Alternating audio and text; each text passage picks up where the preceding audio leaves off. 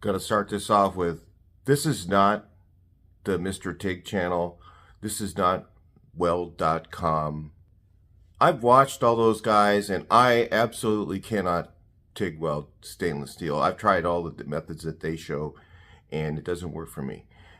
But if you want to try and learn how to just make two things hold together, I think I can help you with that. So here's something I did that I got it to hold together, and before this it was Bandini Mountain grinder. If you're having that kind of problem, this might help you. Look, if you're trying to just get through something, if you're trying to learn how to do it the right way, you can do it their way and spend weeks or months or years trying to learn it. But if you're just trying to get something done, this video might help you a little bit.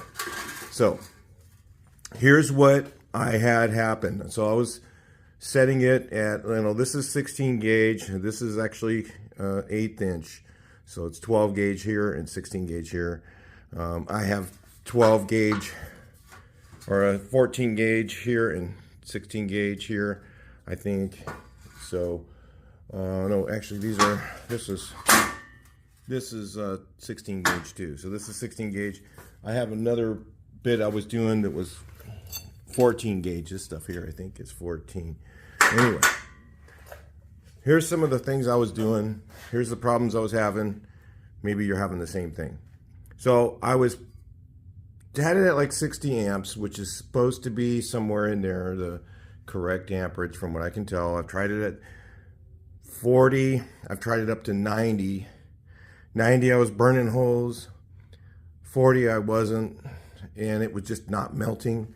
And so 60 amps they say is supposed to be the right thing to use. But I was having a lot of trouble with that at 60 amps. So by accident, I was trying to use a feature on my welder. I have this little Yes welder. I have the AHP one. I use that for aluminum. This one here, I was just using this one. This TIG 225 from Yes welder. And it has something called cold spot on it. And I thought I turned it on cold spot, but I actually turned it on pulse. Because I was trying to spot weld this in place. That's another thing you'll find out with TIG welding stainless, is you have no way to hold it. Something like this, trying to put that end on there. There's no way to put a magnet on there to hold it in place. You have to hold it with one hand and try and TIG it with the other. Tack it. And I just had a lot of trouble trying to tack with it. Trying to tack it, either burn off one side. I'm not going to show you guys any live footage. Like I said, I'm not the Mr. TIG channel that has the super duper camera that can show you how to do that. This is just the process I went through. So it was like burning off. I'd burn a hole, then I'd have to weld up the hole. And this was this side over here with all the grinder all over it, which is fine. We all have grinders. We can clean up our mess. All right. So it was burning off. Okay. So this side, what happened is this piece here was a little bit larger than this surface here. It was a little bit bigger. So I was like, normally when you MIG weld something like that, you can get this a little extra hot and then burn off the edge a little bit and then weld into the other, because you got thin material here, thick material here. So you're trying to get this one a little extra hot, this surface here a little extra hot than this one. So what I did is I was going to tack this on, and the welder was turned up to like 200 plus amps, and I didn't know it, but it worked really good.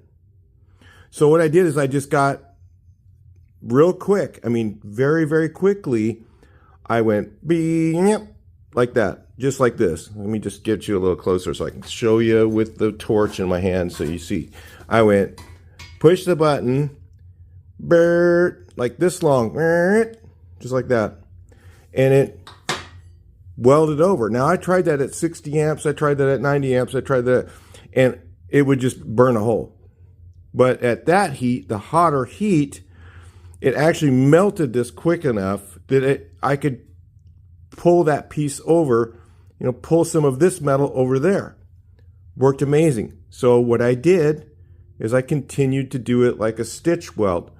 So with this welder, when I let off this, it's still blowing gas and it's still blowing an arc for, it slowly comes down because it's a high frequency welder. You cannot do this with a lift TIG, by the way. I don't think you can even really weld stainless with a lift TIG. It's going to be super difficult if you're going to do it. I mean, maybe you can. Maybe you're way better than me. That's fine.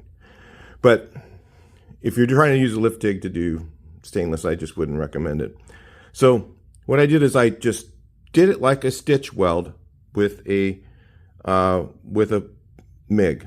So I would just go burp, burp, like that, burp, and I just stitched it all the way around. Just kept stitching it. This side took me like 2 hours to weld. This side took me less than 10 minutes, and it looks better, even though I haven't ground it off. It doesn't look terribly bad to me. I mean, does it look like Mr. TIG's channel? No, it doesn't. And that's why I'm trying to tell you, if you're like me and you're trying to just get it done, you don't care. You can grind it off. You're like, I don't care. I just want to get the two things to weld together. That's what I did. Extra heat. So then I figured out a couple more things while I was doing that. Is that the other thing you really need is a pulse. Because what is a pulse? I'm going to explain it to you with the pedal over here.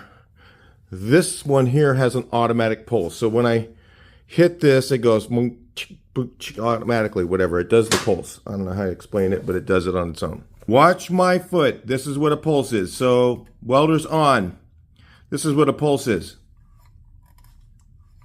That's what a pulse is. Automatic. It does it. See, I'm not letting all the way up. I'm taking it up to about right here. I'm going. Okay. So what I figured out is you really need a lot of heat on stainless steel for the weld to flow. For it to bridge from this piece of metal to that piece of metal, it takes heat. And I don't know any other way to do it. I mean, these guys seem to have their heat set and maxed out. They just kind of flow it along. I don't know. But I don't know what their foot pedal's doing when they're doing that. But what I know is this is, so you got two options on this thing. You're pushing the button and then you let off. You push the button, you let off, you push the button, you let off. On this one here, you've got your foot down a little bit and then you're hitting it. And then you're getting it to flow, then you let off. And you flow, then you let off. And flow, then off. Because if you just hold it down, you're going to burn a hole. That's what I found out. It's the same thing with this. If I have to turn the heat up a lot more than what I expected. I had to turn it up to like 160, 180, somewhere in there. Really hot. And start bringing it up. Okay, maybe I'll try a little bit less heat. I don't know. I'll hold it down, hold this down, and I'll bring the heat up really nice and hot. And it's reaching the temp. Right when it reaches the temp, I let off. Then I hit it again, then let off, and I hit it again. So I'm doing my own pulse. You can use the pulse feature if you got better at it. I think you got to get good at the rhythm of when it's coming on and when it's going off, and when it's coming on and get what's going off. And you set that. You do it in your settings by giving yourself a faster or shorter pulse and all that.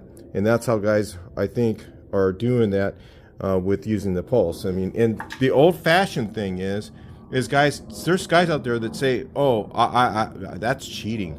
You know, I don't use the pulse. I do it with my foot. Okay, so they'll do this. Heat, no, heat, on, heat, off. Okay, there's guys that will just say that's cheating, and they need to they got to use the pedal. I mean, it's preference. So what I found is, so like my mountains wouldn't flow in. So if I got a little bit too much rod dropped on there, and I was trying to flow it in, without having the heat up really high and then holding the button down a longer period of time, it would not melt that and flow it in. So that's kind of what I did when I did this. I just did tacks. I just went hot, flow over, hot, flow over, hot, flow over, just really quickly. It only took like 1, 2, 1, 2, 1, 2, and then it was flowing over because I had the heat up so high. Now guys will say that that's too hot. You know, whatever. If it's your first time, welds are gonna probably look like mine. This looks good compared to the other ones I did.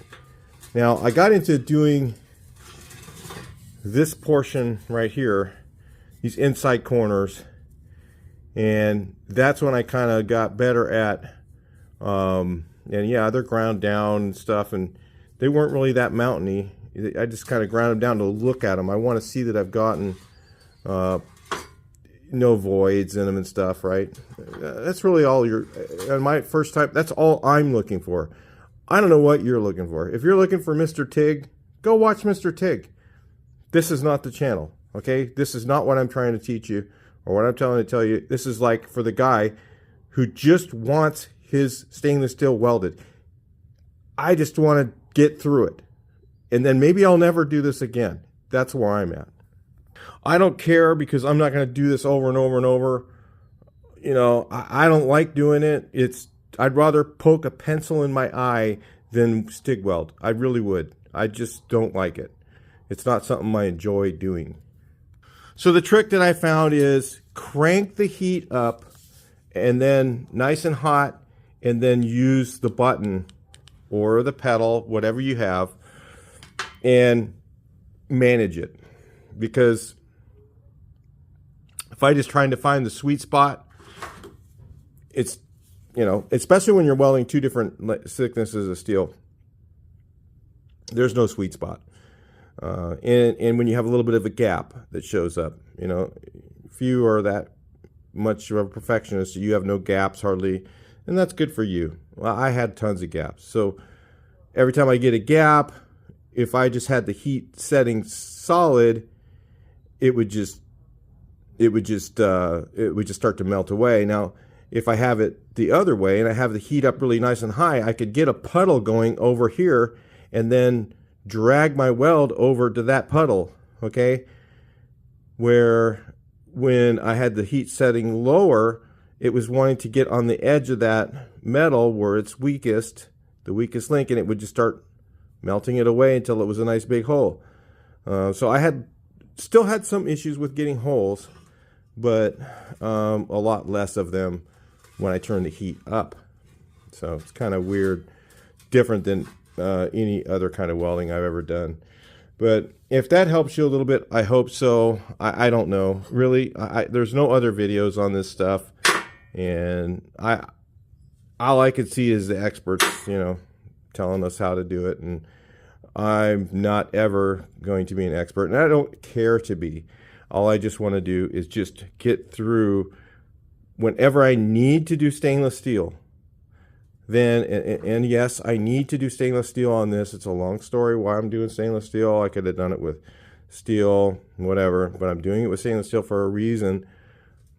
Not to make it look pretty or all that. It's just, there's a reason I'm doing it for stainless steel. So, and when I need to do stainless steel, like I was making some latches and I needed those to be stainless steel because I was going to sand them down and polish them. So like I could sand this down, and maybe it's not food safe, and I really don't care.